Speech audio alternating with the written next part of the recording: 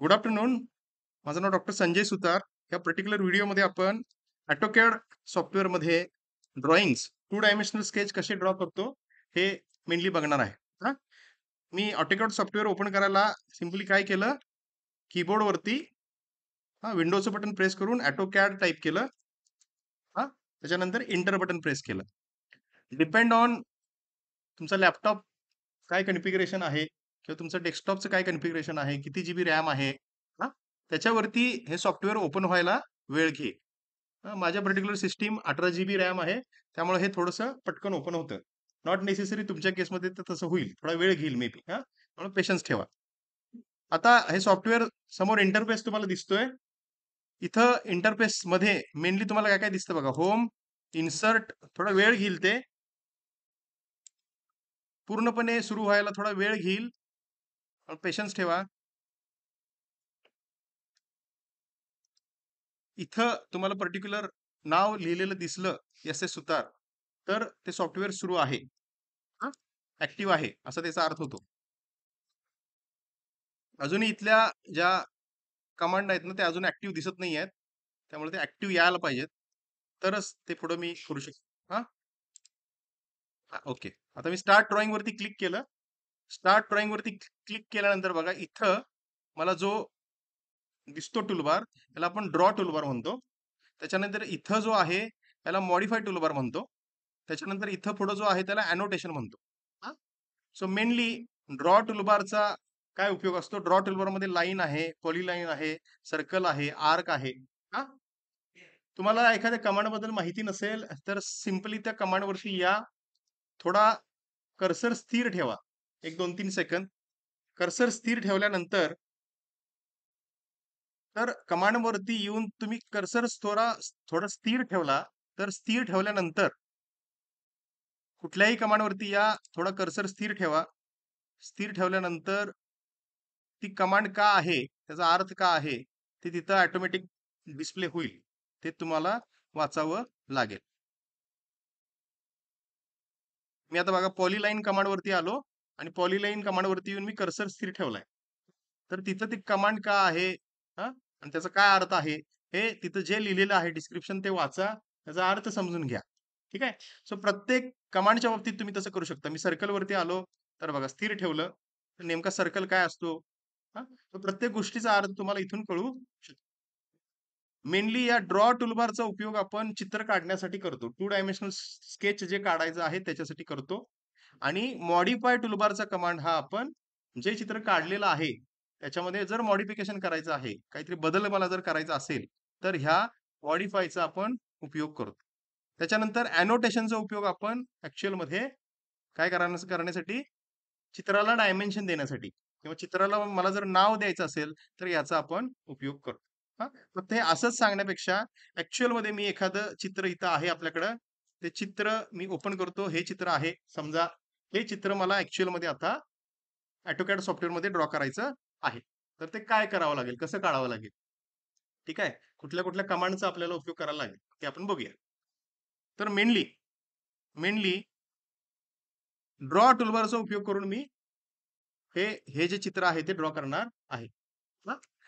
सगळ्यात पहिला बघा, तुम्हाला एक बेसिक कमांड द्यावी लागते, ती म्हणजे लिमिट्स. समोर जी तुम्हाला स्क्रीन दिसते, ही स्क्रीन इन्फानाइट आहे. हा, त्यामुळं त्या स्क्रीनला पहिल्यांदा तुम्हाला फायनाइट करायला पाहिजे. सो ती स्क्रीन फायनाइट करण्यासाठी मी कीबोर्डवरती सरळ लिमिट्स टाईप करतोय. Limits, limits. समोर स्क्रीनवरती तुम्हाला लिमिट्स असं लिहिलेलं दिसतं.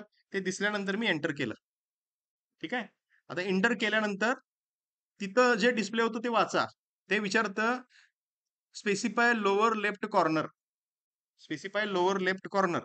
तो मी काय सेट करतोय, 0 टॅब 0. कीबोर्डवरती टॅबचं बटन आहे, TAB टॅब. सो टॅबचं बटन प्रेस तुम्ही केल्यानंतर बघा इंटरचेंज होतं ते. हा, एकदा मी टॅप केलं तर ते आता 33-32 नंबरवरती आहे. परत टॅबचं बटन प्रेस केलं तर ते 17-92 वरती आहे. त्यामुळे ही व्हॅल्यू आपल्याला किती ठेवायची आहे, 0 टॅब 0. ठीक आहे. हे दिल्यानंतर मी स्पेसिफाय लोअर लेफ्ट कॉर्नर केला. इंटर बटन प्रेस केलं. कीबोर्डवरचं एंटर बटन प्रेस केलं. आता त्याच्यानंतर दुसरा कॉर्नर मी किती देतोय? 420 टॅब 297 420 297 टॅबचा उपयोग करून तुम्ही इंटरचेंज करू शकता. पण बघा, टॅब जर तुम्ही दिला तर व्हॅल्यू बदलते. कर्सर आता जिथं आहे त्या पॉइंटला येऊन काय होते, व्हॅल्यू चेंज होते. त्यामुळे ही व्हॅल्यू किती ठेवाल तुम्ही? 420 टॅब 297. परत एंटर बटन मी प्रेस केलं. स्क्रीनवरती काहीही फरक पडलेला नाही. ठीक आहे. फरक तुम्हाला कधी जाणवेल? तुम्ही ज्यावेळी इथं याल रेक्टँगल कमांडवरती आणि इथं मी आता क्लिक केलं. क्लिक केल्यानंतर परत मला सेम मेसेज येतो. Specify first corner point. तो मी किती देतोय? 0 टॅब 0. ठीक आहे. त्याच्यानंतर मी एंटर प्रेस केलं. आता त्याच्यानंतर specify other corner point. Rectangle जो आहे त्याला मेनली 2 कॉर्नर आहेत आणि एक कॉर्नर आपण डिफाईन केला 0,0. आता दुसरा 420 टॅब 297 टॅब. ठीक आहे. नेमका तो कुठं आला जर तुम्हाला बघायचं असेल तर बघा, हे इथं कुठेतरी तो आलेला आहे. ठीक आहे.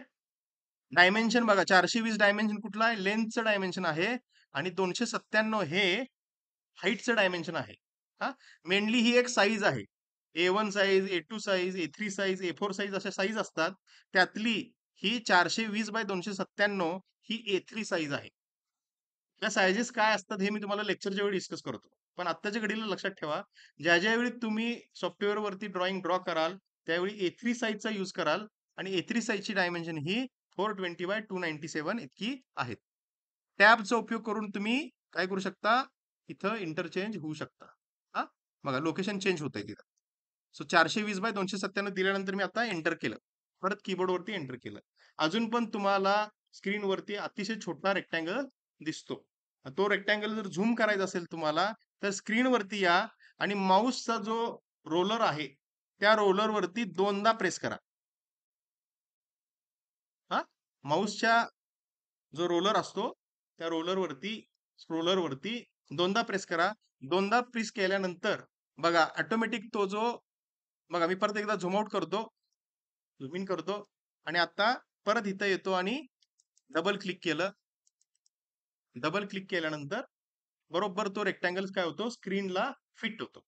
हा, आता तो स्क्रीनला फिट झाल्यानंतर मग तुम्ही ह्या रेक्टँगल मध्येच ह्या बाउंड्री मध्येच काय करायचं आहे? चित्र ड्रॉ करायचं आहे. आता मात्र समोर जी स्क्रीन तुम्हाला दिसते ती फायनाईट आहे, इन्फानाईट नाही. समजते? आता आपल्याला जे चित्र करायचं आहे, हा, जे 2 डायमेन्शनल ड्रॉइंग ड्रॉ करायचं आहे ते आपण बघूया. हा, तर मेनली चित्र आपलं हे आहे. जर चित्राकडे बघितलं तर काय दिसतं आपल्याला? सिंपली एक रेक्टँगल आहे आणि ह्या रेक्टँगलची हाईट 40 आहे आणि ही जी लेंथ आहे ही 65 प्लस 25 म्हणजे किती? 85 प्लस 5 90. सो ही लेंथ आहे 90, व्हर्टिकल हाईट आहे 40. ह्या कॉर्नर पासून इथपर्यंत 50 डिस्टन्स आहे आणि ह्या पर्टिक्युलर पॉइंट पासून अशी तिरकी लाईन आहे, इन्क्लाइन लाईन आहे आणि ते इन्क्लिनेशन किती आहे? 30 डिग्री एवढा आहे. त्याच्यानंतर इथं बरोबर ह्या कॉर्नर पॉइंट पासून इकडं मी आलो तर 25 मिलीमीटर एवढ्या डिस्टन्स वरती हा एक पॉइंट आहे, हा सेंटर आहे आणि हा सेंटर पकडून एक हाफ सर्कल क्रिएट केलेला आहे, ज्याची रेडियस किती आहे? 15 आहे. बरोबर. सो हे सिंपली मी एक ड्रॉइंग रीड केलं. हे ड्रॉइंग मला हे असं दिसतंय. तर हे ड्रॉइंग मला ड्रॉ करायचं आहे. ठीक आहे. पहिल्यांदा ड्रॉइंग समजून घ्या का आहे, कसं ड्रॉ करायचं आहे ते. आता हे मला ॲक्चुअलमध्ये इथं आता ड्रॉ करायचं आहे. बघा, मी सिंपली पहिल्यांदा एक रेक्टँगल ड्रॉ करतो. रेक्टँगल ड्रॉ करत असताना सुद्धा पहिल्यांदा विचारतं ते स्पेसिफाय फर्स्ट कॉर्नर पॉइंट. तर मी स्क्रीनवरती इथे येतो आणि कुठेही क्लिक करतो. मगाशी माझी गरज होती, की इथं मला ते 0-0 द्यायचं होतं म्हणून मी तिथे देताना कोऑर्डिनेट 0-0 दिला. पण आता तशी काही गरज नाही. मी स्क्रीनवरती इथं आलो आणि इथे क्लिक केलं. आता इथे क्लिक केल्यानंतर बघा, इथं आता जो तुम्हाला बाय डिफॉल्ट रेक्टँगल दिसतोय, ह्याचं डायमेन्शन 196 बाय 112 आहे. मी टॅबचा उपयोग करून चेंज करतोय बघा. 196.35 आणि 112.84. ठीक आहे. हे आपल्याला असं नको आहे. आपल्याला किती पाहिजे आहे? लेंथ वाईज विचार केला तर लेंथ किती आहे बघा? लेंथ आहे आपली 90, हाईट आहे 40. सो हे डायमेन्शन आपलं आहे 90 हे डायमेन्शन आहे 90 टॅब आणि ही हाईट जी आहे ती आपली 40 आहे. सर 90/40 मी दिलं आणि आता एंटर प्रेस केलं. ठीक आहे. तुम्हाला स्क्रीन झूम करायची असेल तर रोलर तुम्ही झूम इन झूम आउट करू शकता अशा पद्धतीनं. रोलर इन आउट करा. रोलरला रोल करा. रोल केल्यानंतर तुम्हाला फरक जाणवेल नेमकं काय करतोय मी हे. हां. सो अशा पद्धतीने तुम्ही झूम इन झूम आउट करू शकता. इथं जर तुम्ही आता बघितला हा जो रेक्टेंगल आलेला आहे, याचं डायमेन्शन काय आहे, हे जर तुम्हाला चेक करायचं असेल इथं डायमेन्शनमध्ये या. डायमेन्शनमध्ये येऊन पर्टिक्युलर ह्या लाईनवरती जर मी आलो, तर बघा हे आता डायमेन्शन मला दिसतं ते किती आहे 40 आहे. पर्टिक्युलर ह्या लाईनवरती मी आलो, तर हे डायमेन्शन किती आहे 90 आहे. ठीक आहे. तो 40/90 मी सिंपल एक रेक्टेंगल क्रिएट करून घेतला. नेहमी एक चांगली सवय लावून घ्या. तुम्ही ड्रॉ करायला सुरू केल्यानंतर त्याला सेव्ह करा. हां, सेव्ह करायला मी काय करतोय कंट्रोल एस कीबोर्डवरती कंट्रोल एस मी प्रेस करतोय. प्रेस केल्यानंतर तुम्हाला कुठं त्याला स्टोअर करायचं आहे, हां, तो पाथ सिलेक्ट करा. मला समजा डेस्कटॉपवरती क्रिएट करायचं आहे. नाव त्या फाईलला द्या. नाव समजा मी आता CAED अंडरस्कोर प्रॉब्लेम अंडरस्कोर 1 असं काहीतरी नाव दिलं. ठीक आहे. नाव दिलं. आता इथं आलो मी त्याला सेव्ह केलं. आता बघा इथं नाव चेंज दिसेल तुम्हाला. इथं दिसतं CAED underscore problem underscore 1 dot DWG. So DWG हा फॉर्मॅट असतो. फाईलचा तो फॉर्मॅट आहे. ठीक आहे. आता ही फाईल सेव्ह झालेली आहे. ठीक आहे. आता ड्रॉइंगकडे जर मी बघितलं, तर मला काय दिसतंय बघा, ह्या पॉइंटपासून इकडं मला 25च्या डिस्टन्सवरती यायचं आहे आणि ह्या कॉर्नर पॉइंटपासून इकडं मला 50च्या डिस्टन्सवरती यायचं आहे. ठीक आहे. तर तुम्ही कसं अचीव्ह करतो बघा. मी एक सिंपल ऑफसेट कमांडचा उपयोग करतो आणि ऑफसेट कमांडचा उपयोग करायच्या अगोदर हां, मी तुम्हाला बेसिकली ड्रॉइंग सिलेक्ट कसं करायचं हे सांगतोय. आता बघा, सिलेक्ट करण्यासाठी मी इथं आता माझा कर्सर दिसतोय. इथं मी एकदा क्लिक केलं आणि क्लिक करून मग मी माऊस मूव्ह केला. माऊस मूव्ह केला. माऊस मूव्ह केला. तर पर्टिक्युलर आपण सिलेक्शन कसं कसं कसं करतो हे मला सांगायचं आहे. हां, बघा मी इथं आलो. ह्या पर्टिक्युलर पॉइंटवरती येऊन कर्सर इथं असताना मी आता क्लिक केलं. क्लिक करून मी जस्ट माऊस मूव्ह करतोय. तर माऊस जर तुम्ही मूव्ह केला, तर एक गोष्ट तुम्हाला जाणवेल, की आता जो बॅकग्राऊंड दिसतो स्क्रीनवरती तो ब्लू बॅकग्राऊंड आहे. हां, मी तुम्ही ज्यावेळी सॉफ्टवेअर हँडल करता त्यावेळी मी बघतो, मी जाताना लेफ्ट टू राइट जातो. त्यामुळे माझा बॅकग्राऊंड काय येतो बघा ब्लू येतो. तुम्ही मात्र करताना काय करता बघा, हे असं काहीतरी करताय. ठीक आहे. ज्या वेळी तुम्हाला असं ग्रीनिश बॅकग्राऊंड दिसतोय, याचा अर्थ तुम्ही सिलेक्शन चुकीचं करताय. हे असं करणं चुकीचं आहे. पर्टिक्युलर तुम्हाला ऑब्जेक्ट सिलेक्ट करायचा असेल, तर नेहमी लेफ्ट टू राइट जायला पाहिजेत. म्हणजे हा मला रेक्टेंगल सिलेक्ट करायचा असेल, तर इथे क्लिक करा. क्लिक करून माऊस फक्त मूव्ह करा. तुम्हाला जिथपर्यंत जायचं आहे तिथपर्यंत. बघा, बरोबर तो व्यवस्थित काय येतो ब्लू येतो.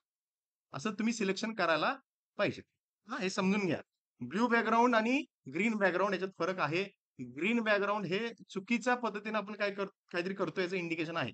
ठीक आहे. त्यामुळे हे असं करू नका. हे चुकीचं आहे. ठीक आहे. आता बघा, मी एक कमांड वापरतोय. ही कमांडचं नाव आहे एक्सप्लोड. हां. सो एक्सप्लोड कमांडचा उपयोग काय होतो हे तुम्हाला इथं आता जाणवेल.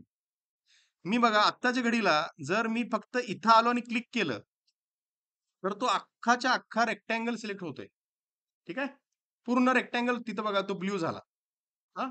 तर मी एक्सप्लोड कमांडचा उपयोग केल्यानंतर काय फरक पडतो बघा. मी इथं आलो. एक्सप्लोड वरती क्लिक केलं आणि क्लिक करून ते सिलेक्ट ऑब्जेक्ट म्हणतात. तो सिलेक्ट ऑब्जेक्ट मी आता काय केला, हा रेक्टेंगल सिलेक्ट केला आणि एंटर प्रेस केलं. आत्ता फरक तुम्हाला जाणवेल. इथं आलो बघा मी. आता पूर्ण रेक्टेंगल सिलेक्ट झाला नाही.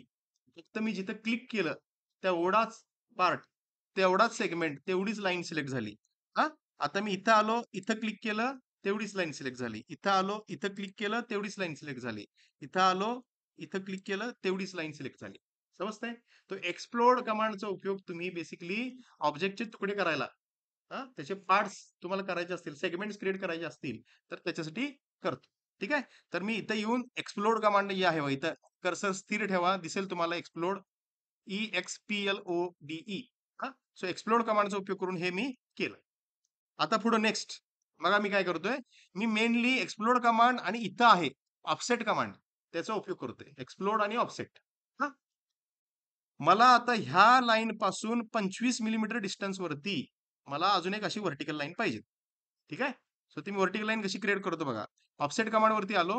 ऑफसेट कमांड वरती येऊन डिस्टन्स विचारतं ते. डिस्टन्स किती आहे बाबा इथं? 25. सो डिस्टन्स दिलं मी 25. 25 एंटर. आता तिथं दिसतं सिलेक्ट ऑब्जेक्ट टू ऑफसेट. कुठला ऑब्जेक्ट तुम्हाला ऑफसेट करायचा आहे? मला कुणाला ऑफसेट करायचा आहे? ह्या लाईनला ऑफसेट करायचा आहे. एक गोष्ट ऑब्झर्व करा, तुम्ही कर्सर इकडे ठेवला तर ती लाईन ओरिजिनल लाईनच्या लेफ्ट साईडला क्रिएट होणार आणि जर कर्सर इकडे घेऊन आला तर लाईन ही तुम्हाला जसे पाहिजे तसं ओरिजिनल लाईनच्या राईट साईडला क्रिएट होणार. मला असं पाहिजे. मग आता असा दिसल्यानंतर 25 डिस्टन्स वरती मग क्लिक केलं. ठीक आहे. 25 ची लाईन मी काढून घेतली, इथून 25 ची लाईन काढून घेतली. आता त्याच्यानंतर बघा, सेम मला तसं ह्या कॉर्नर पॉइंट पासून इकडं 50च्या डिस्टन्स वरती लाईन पाहिजे. कशी करणार मी क्रिएट? परत ऑफसेट कमांड वरती आलो. ऑफसेट कमांड वरती येऊन डिस्टन्स किती पाहिजे मला आता? 25 नाही, मला डिस्टन्स पाहिजे 50. 50 एंटर केलं मी. एंटर करून कुठल्या लाईन पासून? या लाईन पासून मला इकडं पाहिजे डिस्टन्स. इकडे गेला तर बघा लाईन तिकडे क्रिएट होते. त्यामुळे कर्सर कुठे घेऊन येतात ते व्यवस्थित बघा. कर्सर इकडे पाहिजे. सो मी 50 वरती लाईन काढली. ठीक आहे. Control yes. चांगली सवय लावून घ्या. थोडंसं ड्रॉइंग काढल्यानंतर त्याला सेव्ह करा. कंट्रोल येस करा. एकदा जर तुम्ही सेव्ह केलेला असेल तर काही प्रॉब्लेम येत नाही. ठीक आहे.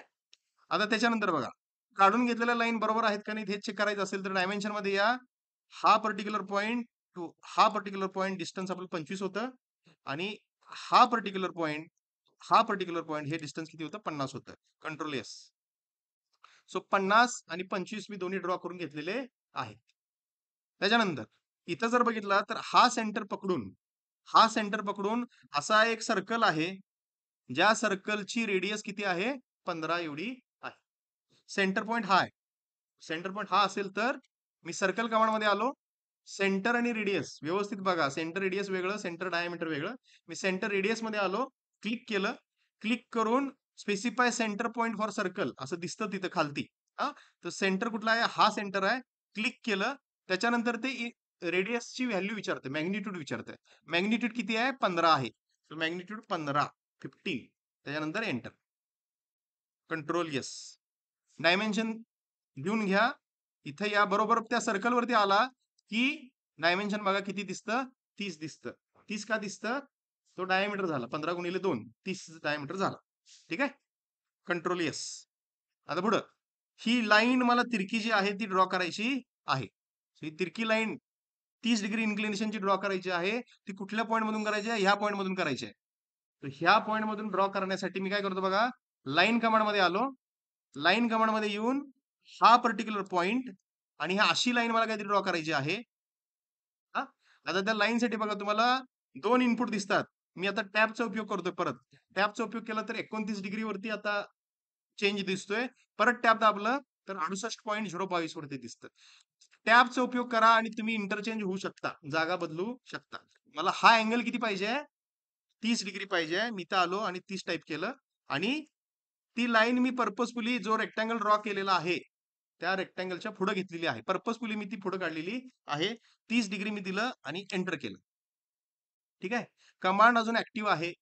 कमांड मधून आपण एक्झिट झालेलो नाही. कमांड मधून एक्झिट व्हायला एस्केपचं बटन प्रेस करा. ESC कीबोर्डवरचं एस्केपचं बटन प्रेस करा. ठीक आहे. आलेलं डायमेन्शन बरोबर आहे की नाही चेक करायला डायमेन्शन मध्ये या. ही पर्टिक्युलर लाईन आणि ही पर्टिक्युलर लाईन यातला हा अँगल थोडासा व्यवस्थित केअरफुली तुम्हाला करावा लागेल. हा जो आहे पर्टिक्युलर अँगल तो किती आहे? 30 डिग्री आहे. Control yes. मी एक सिंपल रफ स्केच काढलेला आहे. एक्झॅक्टली ड्रॉइंग असं आहे का? हे ड्रॉइंग वेगळं आहे. फक्त मात्र ह्या ड्रॉइंग मध्ये ज्या अननेसेसरी गोष्टी आहेत त्या आपल्याला काय कराव्या लागतील? कट करून टाकाव्या लागतील. ट्रिम करून टाकाव्या लागतील. बरोबर का नाही? डिलीट कराव्या लागतील. सो त्या करण्यासाठी इथं इथं दिसते बघा, सीझर दिसते, कात्री दिसते. ट्रिम कमांडचा अर्थ आहे त्या. ट्रिम म्हणतात त्याला. सो मी ट्रिम कमांड वरती आलो. ट्रिम कमांड वरती येऊन अननेसेसरी का आहे? हे इथं काही नाहीये. बरोबर? जे नाही आहे ते मी काय करतो त्याला तेवढ्याला सिलेक्ट करा. हे असं येऊन तुम्ही सिलेक्ट करून क्लिक करू शकता किंवा सरळ काय करा, लेफ्ट माऊस क्लिक जी आहे ती प्रेस करून धरा आणि सिंपली काय करा, त्याला स्ट्रेच करा. स्ट्रेच केला की ते निघून जाईल. सेम तसंच इथं हे जे खालचा सर्कल आहे तो नाही आहे. बरोबर. सेम इथं लाईन नाहीये, इथं लाईन नाहीये, तर हे नाहीये, हे नाहीये. बरोबर. त्याच्यानंतर जर बघितला इथं मध्ये लाईन नाहीये, इथं मध्ये लाईन नाहीये, तर हे आपण फक्त रेफरन्ससाठी काढलं होतं. त्यामुळे हे नाहीये, हे नाहीये. इकडचं हे नाहीये. Control yes. त्याच्यानंतर ही जी लाईन तुम्हाला दिसते, ही लाईन आहे का? ही लाईन सुद्धा नाहीये. बरोबर. तर मी इथं ट्रिम मध्ये येतो आणि ट्रिम मध्ये येऊन ही लाईन नाहीये. Control yes. हा. आता फक्त एकच गोष्ट राहिली आपली, की इथं 30 डायमेन्शन दिसतंय. ते मगाशी ज्यावेळी मी सर्कल ड्रॉ केलं त्यावेळेचं होतं. त्यामुळे मी तुर्तास त्याला मी डिलीट करतो आणि परत डायमेन्शन मध्ये येतो आणि इथं आलो तर बघा ऑटोमॅटिक ते त्याला कळतं सॉफ्टवेअरला, की बाबा हे आता हाफ सर्कल आहे. याची मला रेडियसच सांगायला पाहिजे. तिथं आलो मी क्लिक केलं. दोनदा क्लिक करावं लागेल तुम्हाला. So R50. सो चेक करून बघूया आपण सगळे आपण इथं जे दिसतात ते आलेत का? 50, 50, 40, 40, 25. फक्त एक डायमेन्शन इथलं 65 राहिलं. ते देऊन घ्यायला पाहिजेत. इथं आलो मी. हा पर्टिक्युलर पॉइंट आणि हा पर्टिक्युलर पॉइंट यातलं डिस्टन्स किती आहे? 65. Control yes. So 25, 25, 65, 65. Total distance आहे 90. त्याच्यानंतर हा इथला जो अँगल होता हा किती आहे? 30 डिग्री आहे. हा 30 डिग्री इथं दिलेला आहे. Control yes. ठीक आहे. सो हे अशा पद्धतीनं अतिशय सोपं ड्रॉइंग आहे हे. हे आपण ऑटोकॅड सॉफ्टवेअरमध्ये अशा पद्धतीनं ड्रॉ करतो. मी कुठल्या कुठल्या कमांडचा उपयोग केला बघा. मी इथल्या एक्सप्लोड कमांडचा उपयोग केला. त्याच्यानंतर इथल्या ऑफसेट कमांडचा उपयोग केला. त्याच्यानंतर इथल्या ट्रिम कमांडचा उपयोग केला. इथल्या सर्कलचा यूज केला. इथल्या लाईनचा यूज केला आणि मेनली डायमेन्शन दाखवायला किंवा डायमेन्शन कमांडचा मी उपयोग केला. सो डायमेन्शनचा उपयोग करून तुम्ही लाईनच्या लेंथ दाखवू शकता, अँगल दाखवू शकता. शिवाय इथं सुद्धा आहेत, बरेच आहेत. हा. हळूहळू आपण जसं ड्रॉइंग ड्रॉ करू तसं हे ऑप्शन जे काय आहेत ते एक्सप्लोर करू. ठीक आहे. सो आय होप तुम्हाला हे ड्रॉइंग मी इथं जे दिसतं ते ऑटोकॅड मध्ये कसं ड्रॉ करतो हे मी सोप्या पद्धतीने मराठीत सांगण्याचा प्रयत्न केला. आय होप तुम्हाला समजलं असेल. सो इथं थांबूया आपण. थँक्यू.